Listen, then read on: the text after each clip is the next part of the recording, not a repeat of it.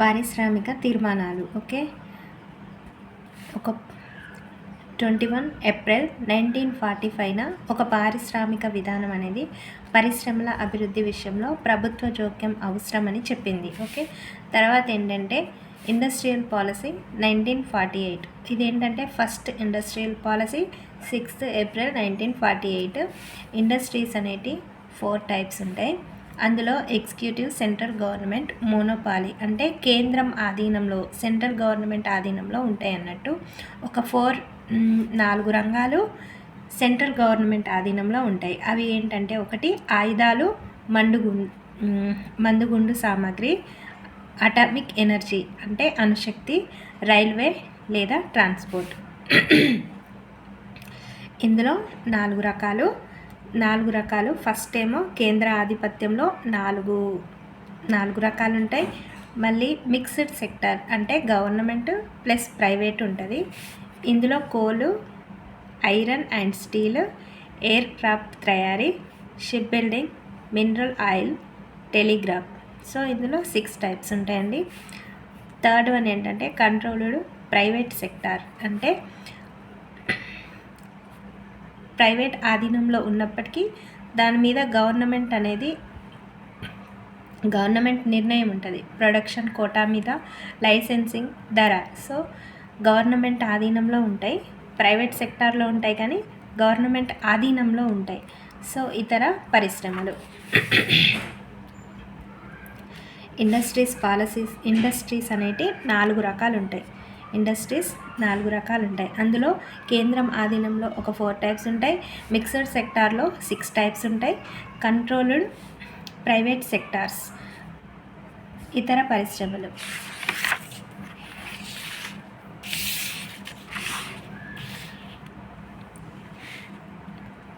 చిన్న తరహా కుటీర పరిశ్రమలు ప్రాధాన్యత గుర్తించింది. విదేశీ మూలధన పాత్రను గుర్తించింది. సో తెలుగు అకాడమీలో ఏదుందో అది రాయడం జరిగింది. శ్రామికులకు, యజమానులకు మధ్య సామరస్య వాతావరణ అవసరం గుర్తించింది. 10 years తర్వాత మళ్ళీ సమీక్ష చేసి ఇదేంటంటే industrial development and regulation act అనేది 1951లో వచ్చింది.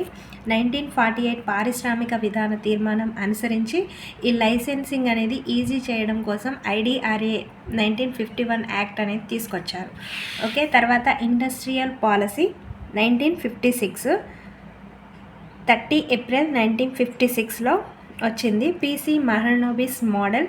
ఇదేంటంటే సత్వర పారిశ్రామీకరణ, ప్రభుత్వ రంగంలో విస్తరణ చేయటం, భారీ పరిశ్రమలకు ఇంపార్టెన్స్ ఇచ్చారు ఇక్కడ. ఓకేనా, దీనిని ఎకనామిక్ కాన్స్టిట్యూషన్ ఆఫ్ ఇండియా అంటే ఆర్థిక రాజ్యాంగం అని కూడా పిలుస్తారు.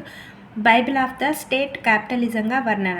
1948లో 4 రకాలు ఉంటే 1956 ఇండస్ట్రీ పాలసీలో 3 రకాలుగా అంటే 3 షెడ్యూల్స్గా వర్గీకరించిండు. ఓకేనా, షెడ్యూల్ ఏ ఏంటంటే ఇందులో 17 రకాలు ఉంటే అందులో 4 అంటే గవర్నమెంట్ ఆధీనంలోనే ఉంటాయి. ఇంకో 13 రంగాలేమో గవర్నమెంట్ రంగంలో ఉండొచ్చు, ప్రైవేట్ రంగంలో ఉండవచ్చు. సో షెడ్యూల్ ఏ ఈ ఆయుధాలు, మందుగుండు, అణుశక్తి, రైల్వేలు, విమాన రవాణా ఇవి ఖచ్చితంగా ఓన్లీ గవర్నమెంట్ రంగంలోనే ఉండాలి.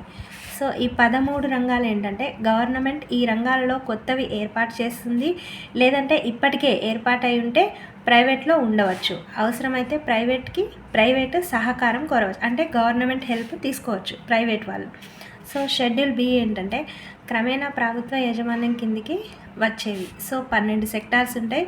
పబ్లిక్ కొత్తవి స్థాపన చేయవచ్చు, ప్రైవేట్ స్థాపన చేసి విస్తరణ కూడా చేసుకోవచ్చు. షెడ్యూల్ సి ఏంటంటే ప్రైవేట్కి వదిలివేసింది, ప్రైవేట్కి ప్రోత్సాహం ఇస్తుంది. సో షెడ్యూల్ సి మొత్తం ప్రైవేటీకరణ. తర్వాత ఇండస్ట్రియల్ పాలసీ 1956 ఇదేం చెప్తుందంటే ప్రభుత్వ రంగ విస్తరణ చేయాలి, ప్రైవేట్ రంగంపై నియంత్రణ, ప్రోత్సాహం, ప్రాంతీయ అభివృద్ధి చేస్తుంది, చిన్న పరిశ్రమలకి ప్రోత్సాహం, విదేశీ మూలధనం. సో విదేశీ మూలధనం ఇస్తుంది.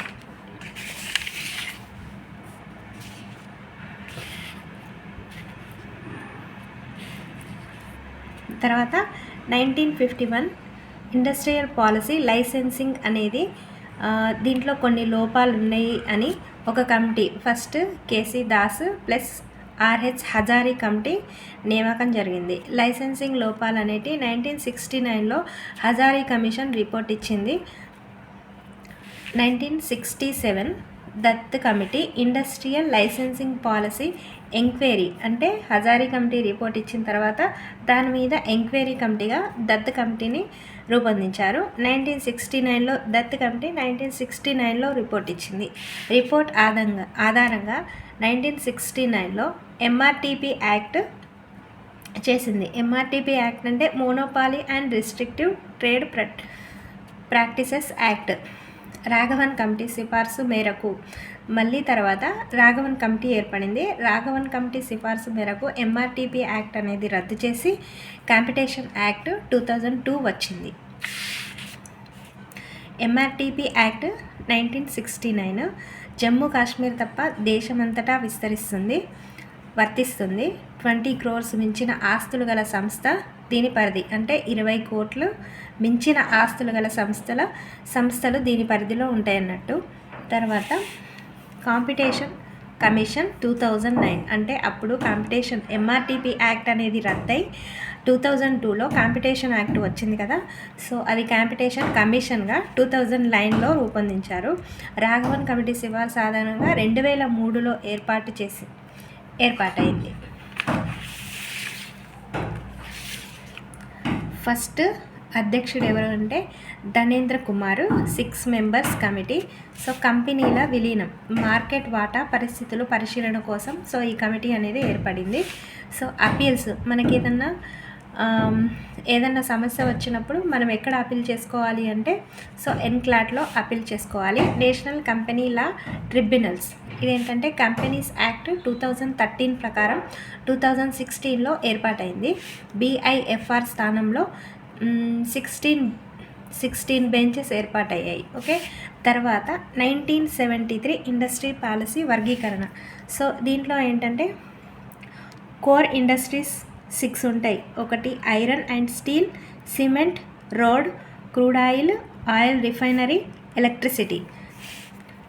భారీ పెట్టుబడుల రంగం 5 to 35 crores ఉంటాయి. మధ్య పెట్టుబడుల రంగం 5 crores. రిజర్వ్ చేయబడిన చిన్న పరిశ్రమల రంగం అంటే 75 lakhsలకి మించకుండా.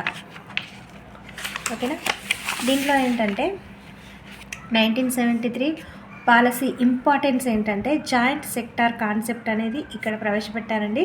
సో గవర్నమెంట్ అనేది 26%, ప్రైవేటు 25%, ప్రజలు ప్లస్ విత్త సంస్థలు కలిపి 49% ఉంటుంది. తర్వాత FERA foreign exchange regulation act 1973 విదేశీ మారక ద్రవ్య వినియోగంను క్రమబద్ధీకరణ. సో ఫెరా అనేది 1973లో ఏర్పాటైనప్పటికీ 1974లో అమలైంది. ఫెరా స్థానంలో ఫెమా 1999 వచ్చింది. 1999లో చట్టం చేసి 2000లో అమలైంది. Foreign exchange management act 1999. So దీన్ని ఎవరు అమలు చేస్తారంటే ఈడీ సంస్థ అనేది అమలు చేస్తుంది. తర్వాత 1977 ఇండస్ట్రియల్ పాలసీ 22 December 1977. ఇది జనతా గవర్నమెంట్ అండి. ఇక్కడ ఫోకస్ ఏం చేసిందంటే స్మాల్ స్కేల్ అండ్ టినీ ఇండస్ట్రీస్కి ఇంపార్టెన్స్ ఎక్కువ ఇచ్చింది. స్మాల్ స్కేల్ ఇండస్ట్రీస్ చిన్న పరిశ్రమల వర్గీకరణ 3 రకాలు ఉంటుంది. ఒకటి కుటీర గృహ రంగము, తర్వాత సూక్ష్మ పరిశ్రమ రంగము అంటే ₹1,00,000 మించని పెట్టుబడి. 1970 జనాభా లెక్కల ప్రకారం 50,000కు మించని జనాభా ఉన్న పట్టణాలలో స్థాపన. ఓకేనా. అంటే ₹1,00,000 కంటే ఎక్కువ ఉండద్దు పెట్టుబడి అనేది సూక్ష్మ పరిశ్రమ రంగం అంటే. తర్వాత 1971 జనాభా లెక్కల ప్రకారం 50,000 members మించని అంటే 50,000 members మించని జనాభా ఉన్న పట్టణాల్లో స్థాపన. ఇవి యంత్ర సహాయంతో నడుస్తాయి.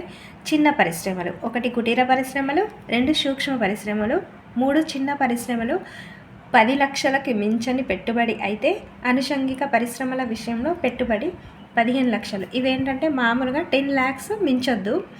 అనుషంగిక పరిశ్రమల విషయంలో పెట్టుబడి అనేది 15 lakhs ఉంటుందండి. 15 lakhs చిన్న పరిశ్రమలు. కుటీర పరిశ్రమలు, సూక్ష్మ పరిశ్రమలు, చిన్న పరిశ్రమలు. కుటీర పరిశ్రమ గృహ రంగం ఒకటి. సూక్ష్మ పరిశ్రమ రంగం అంటే 1,00,000కు మించిన పెట్టుబడి, ఇంకా 50,000 కంటే ఎక్కువ జనాభా ఉండకూడదు. ఇవి యంత్ర సహాయంతో నడుస్తాయి.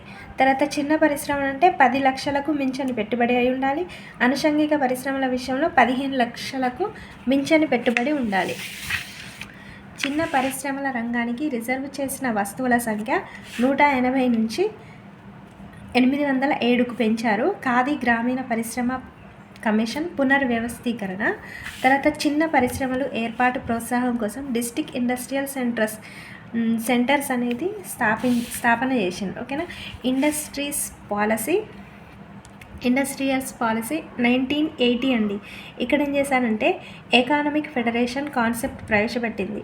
అక్కడ 1973లో జాయింట్ సెక్టార్ ఫోకస్ చేశారు. జాయింట్ సెక్టార్ మళ్ళీ తర్వాత 1977 పాలసీలో స్మాల్ స్కేల్ అండ్ తినీ ఇండస్ట్రీకి ఇంపార్టెన్స్ ఇచ్చారు. మళ్ళీ తర్వాత 1980లో ఎకానమిక్ అంటే ఆర్థిక సమాఖ్య ప్లస్ న్యూక్లియస్ సంస్థలు అనే కొత్త భావన ప్రవేశపెట్టిండ్రు. టీనీ అంటే ఏంటంటే 21 లక్ష. టీనీ అంటే 2 lakhs.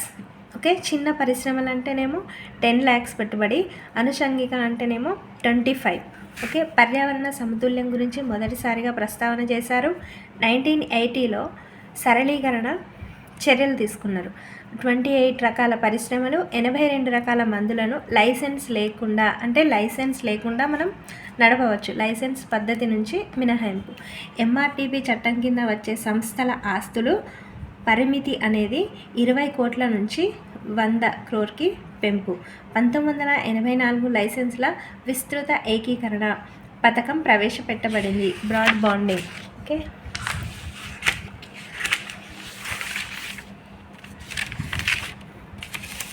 1991 industrial policy. ఇదేంటంటే 24 July 1991 PM Narasimha Rao, finance ministry Manmohan Singh వీళ్ళిద్దరు కలిసి ఎల్పిజి మోడల్ అనేది తీసుకొచ్చారు 1991 తర్వాత. లిబరలైజేషన్, కంట్రోల్ అండ్ రెగ్యులేషన్ సరళీకరణ చేయటం. ఓకేనా. లిబరలైజేషన్ అంటే సరళీకరణ. Before licensing production quota. పారిశ్రామిక లైసెన్సింగ్ విధానం అనేది రద్దయింది 1991 తర్వాత. ఓన్లీ 18 సెక్టార్సే లైసెన్సింగ్ అనేది అవసరం. ఇప్పుడైతే ఓన్లీ 5 సెక్టార్స్కి మాత్రమే లైసెన్సింగ్ అనేది అవసరము. ఇవి ఈజీగా గుర్తుపెట్టుకోవచ్చు మనము. ఎట్లా అంటే alcoholic drinks, tobacco products, electrical, aerospace, defence equipments, industrial explosives అంటే పారిశ్రామిక పేలుడు పదార్థాలు, రసాయనాలు, ప్రమాదకర హజార్డ్ కెమికల్స్. ఓకేనా. వీటికి మాత్రమే లైసెన్స్ ఇప్పుడు అవసరము. రిమైనింగ్ సెక్టర్స్ ఎలా అంటే industrial entrepreneur memorandum with commerce ministry, పారిశ్రామిక ఉద్యమదారుల memorandum. Small scale industries MSME సెక్టర్కి ఎటువంటి రిజర్వ్ ఐటమ్స్ లేవు. ఇంతకుముందు big corporators not allowed. Next ఏంటంటే ప్రైవేటైజేషన్ అంటే ఏంటిదంటే private sector allowed. Government share అనేది 50% కంటే తగ్గిస్తే దాన్ని ప్రైవేటైజేషన్ అంటారు.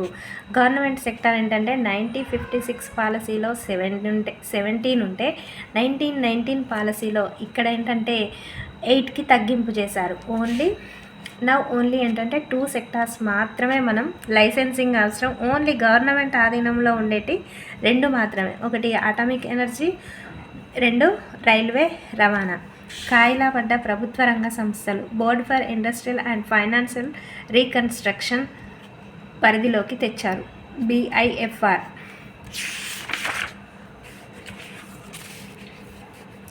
ప్రపంచీకరణ, ఓపెన్ ఎకానమీ విస్తృతం చేయడము, FDI పాలసీ సరళీకరణ చేయడము, ఫారెన్ టెక్నాలజీ అగ్రిమెంట్ ప్రోత్సహించటం, MRTP చట్టం అనేది సవరణ చేసి చిన్న పరిశ్రమల విధానము. ఇండస్ట్రియల్ పాలసీ 1991 టీనీ అతి చిన్న పరిశ్రమల పెట్టుబడి పరిమితి అనేది 2 lakhs నుండి 5 lakhsకి పెంచారండి. పరిశ్రమల నిర్వచనం విస్తరణ ఏంటిది అంటే తయారీ సేవలు తయారీ ప్లస్ సేవలు. ఇది తెలుగు అకాడమీలో ఉన్న ఇన్ఫర్మేషన్ అండి.